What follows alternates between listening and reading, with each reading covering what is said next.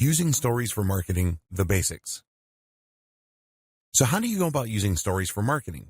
How do you take a form of communication that is designed to self-destruct like the start of Mission Impossible and use that as a way to draw in more visitors and to make more sales? Well, that's where you're going wrong to start with. If you're used to traditional forms of marketing, and if you have been creating ads and posts for Instagram and Facebook for a while now, then you might be accustomed to thinking in a more straightforward and direct manner. Marketing makes leads, and ads make sales. But in truth, stories are not for either of those things.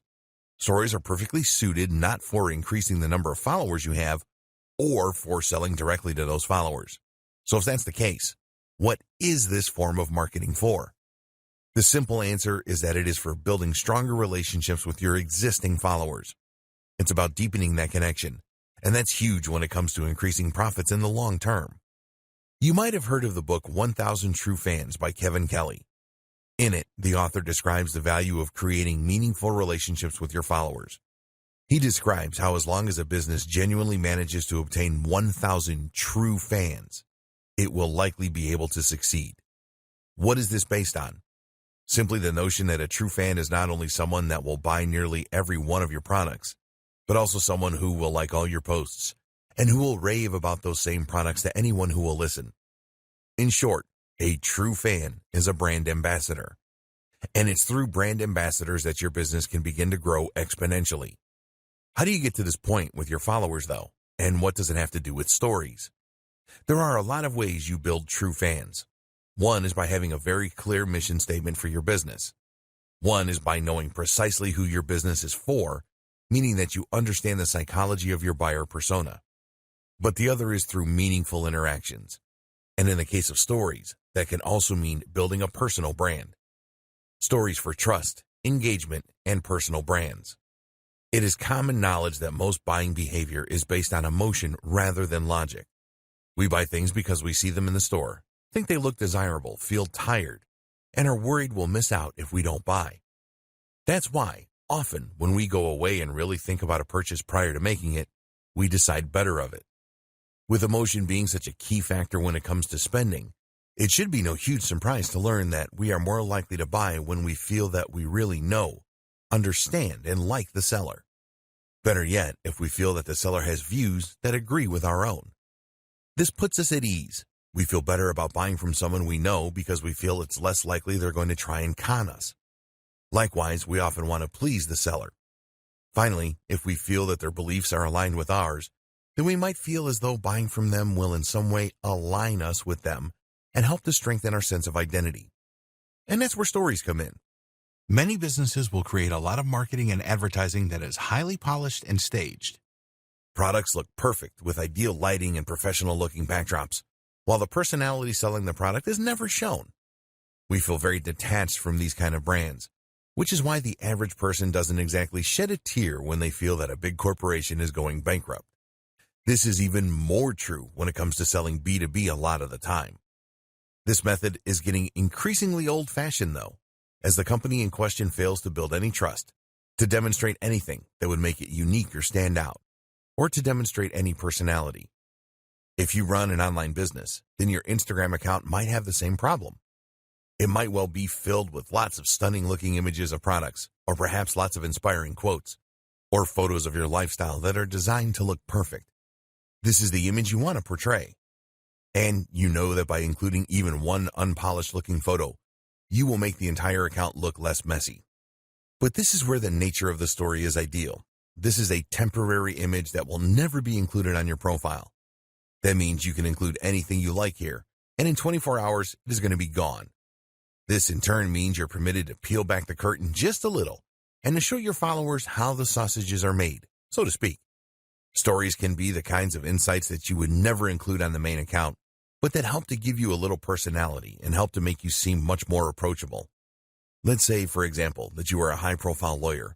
You could use stories to share aspects of your life, not only the travel and nice hotels, but also your preference in sandwich, your gripes with the queues at your bank, normal stuff.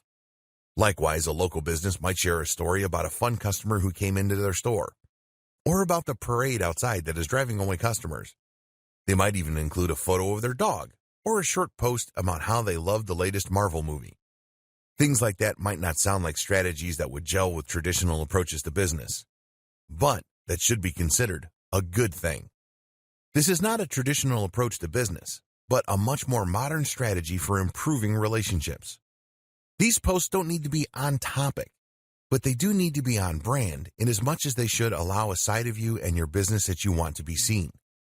In the next video, you'll see just how this kind of interaction can not only strengthen relationships, but also invite meaningful interactions that translate to sales. If you're worried about being too personal, then you can use this kind of behind the scenes to show you setting up the shop or your staff enjoying drinks out. What's even more effective, though, is if you choose to create a personal brand. Stories for personal brands. A personal brand essentially means a brand that puts the owner, that's probably you, front and center. Rather than promoting X company, you instead promote yourself as a sole trader. This doesn't necessarily reflect on the size of the company or even its structure. Most companies began as one or two people. It's rather a conscious decision early in the business's life to push the individual. And for all the reasons we've discussed, this is a very powerful thing. So instead of being RX Plumbing Limited, you might instead be John Dandy and Company Plumbing. The difference is that the John Dandy is a person that you feel you can know rather than a faceless company. Even if you never deal with John Dandy, the implication is that he's there, and that if you had a serious complaint, you could talk with John Dandy. And this opens up huge potential for marketing that otherwise would simply not exist. You can now, for example, do a live Q&A with your followers, and they can actually speak with the owner of the company. Likewise, you can show them some of the homes that you've listed and how you've helped them, and they'll not only get to see a demonstration of the great service you can provide, but will also get to see even more of your personality.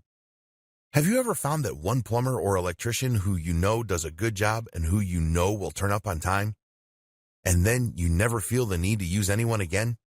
What if you could become that service provider, even without ever having met the customers yet? Stories for social media influencers. There is one more group that should definitely sit up and take notice of stories: social media influencers. Scratch that. Most influencers are already all over stories because they know just how important they are. The group that should get involved, then, is the aspiring influencers group. The people who want to become influencers but haven't quite got there yet. And this goes for bloggers too, because like it or not, you're essentially just an old-fashioned type of influencer. An influencer is someone for whom the personal brand is the business. That's someone that inspires, entertains, or educates an audience to the point that the audience trusts their recommendations implicitly. The creative doesn't necessarily sell a product of their own, though they may, but they have so much clout that they can generate huge amounts of cash from simply wielding their influence. For example, did you know that the going rate for a sponsored post on an Instagram account with 200,000 followers is $1,000? On YouTube, it's $1,000 for every 100,000 followers. That's big when you consider that there are plenty of accounts out there with over 1 million subscribers or followers. That in turn equates to $10,000 for a single post. On Instagram, it takes about 2 minutes to post an image. In other words, then, the potential ROI for a successful social account is gigantic. And how do you get to that point? Using stories is an absolutely essential way for all the reasons we discussed. It lets people come along on your outings and feel that they know you, that they're part of your story.